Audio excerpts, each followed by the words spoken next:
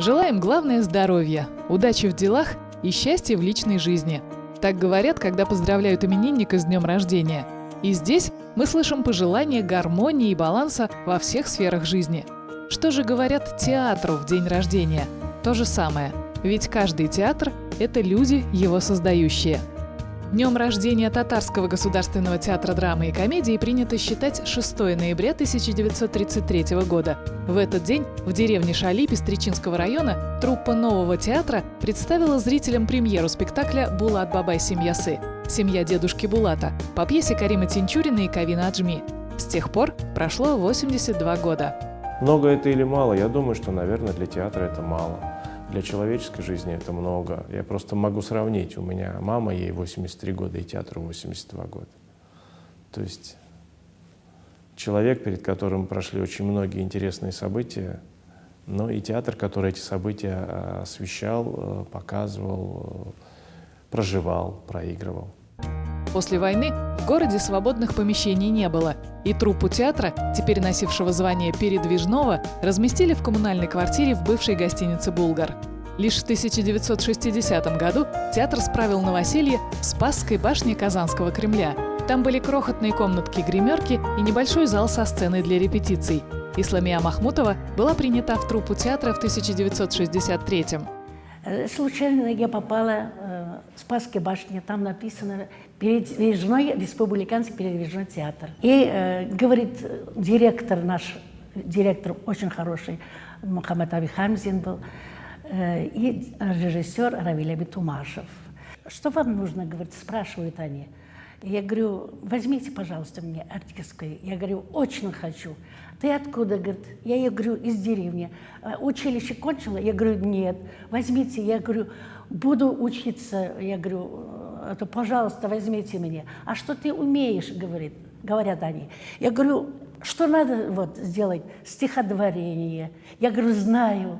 Начала по-татарски ходить тахташның алсу келе, визамату, рузеси камле. Вот начала. А потом можешь петь? Я говорю, конечно, могу. Ну, спой, говорят. Я говорю, камабоя. Начала петь. Зуфар Харисов – представитель другого поколения. В 1978 году он окончил Казанский институт культуры, а в театр попал уже после армии. После окончания института ты еще никто. Можно заканчивать несколько учебных заведений, но какие-то азы искусства, конечно, получаешь в учебных заведениях, но то, что в театре вот эти именитые актеры тебе дают урок, это уже ничем не заменить. Я пришел в театр после Нового года в январе, 12 января. Равиль Тумашев тоже посмотрел, принял меня. И вот я 12 января 80-го года по сегодняшний день в данном театре.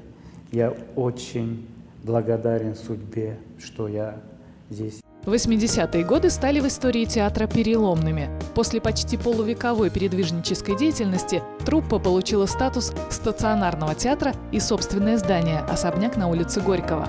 Благодаря актерам нашим именитым Ренат Мифтахов, Марсель Джаббаров, Исламия Ханум Халинабай, Анас Галиуллин, они ездили в Москву и с боем взяли вот это здание. И нам поддерживали все. Вот до сих пор теперь мы в таких условиях, стационарных условиях. С 1993-го театр работает под художественным руководством выпускника Московского театрального училища имени Щукина Рашида Загидуллина. Мы ставили очень прекрасный спектакль «Итильсу Акатрур». Массовые, глобальные, масштабные спектакли. Все актеры играли, так любили мы этот спектакль, даже вот костюмы от этого спектакля. А потом, в корне изменился уже потом, театр. Я очень рада, «Кураж». Мама Кураж, ее дети. Да, вот от души я играла эту пьесу. День рождения – это всегда повод подвести итоги и наметить планы. Так сказать, выяснить, в каком состоянии находятся те самые сферы жизни, которые в идеале должны стремиться к балансу и гармонии.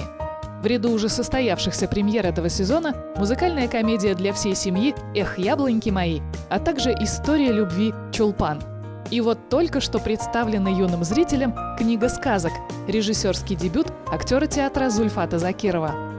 Надо когда-то начинать, тем более, что у него же диплом позволяет, он закончил режиссерско-актерский курс, поэтому надо пробовать себя. Я ему сказал, давай, когда-нибудь надо начинать.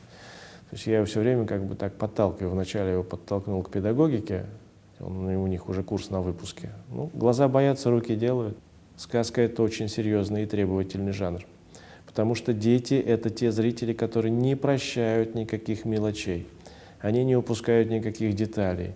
И это люди, которые живо реагируют очень непосредственно. Если им не нравится происходящее на сцене, то они всем своим видом, всем своим поведением дают об этом знать. Но как только им что-то нравится, они такие же самые благодарные зрители, которые так усердно хлопают в ладоши, что потом на них дуют.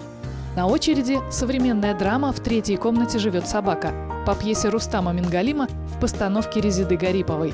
История обычной, на первый взгляд, семьи открывает глубину и непредсказуемость человеческих отношений.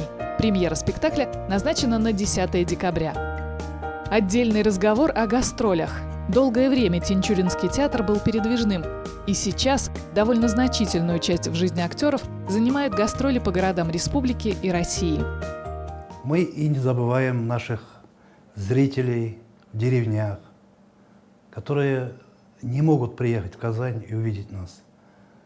Они могут только по телевизору смотреть. Но когда они встречаются с нашими артистами, нашими сотрудниками, глаз в глаз, и они радуются, что мы приехали к ним. Далее в списке те планы, осуществление которых напрямую зависит от финансов. Являясь и по сей день самой часто гастролирующей по республике труппой, Тинчуринский театр мечтает обновить автопарк. Чего только не бывает. И слякоть, и грязь, и дождь, и снег, и гололед. Но артисты и сотрудники молодцы. Молодцы, они на одном духу выезжают, встречаются с нашими зрителями. Ожидаемая реконструкция спектакля 2004 года по пьесе Горького «На дне», судя по всему, обернется еще одной премьерой, абсолютно новой постановкой. Поскольку у нас декорации этого спектакля, к сожалению, погибли в огне пожара, и потом они пришли в полную негодность, несмотря на то, что вроде как бы там персонажи деклассивные элементы, которые ходят в рванье, на самом деле это рванье дорого стоит. Как в любом театре, любой костюм. К сожалению, вот такие вот у нас сложности есть финансового порядка. Но все же раз в году бывает день, когда не хочется думать о проблемах, когда хочется мечтать, веселиться и принимать поздравления. С днем рождения, Тинчуринский театр!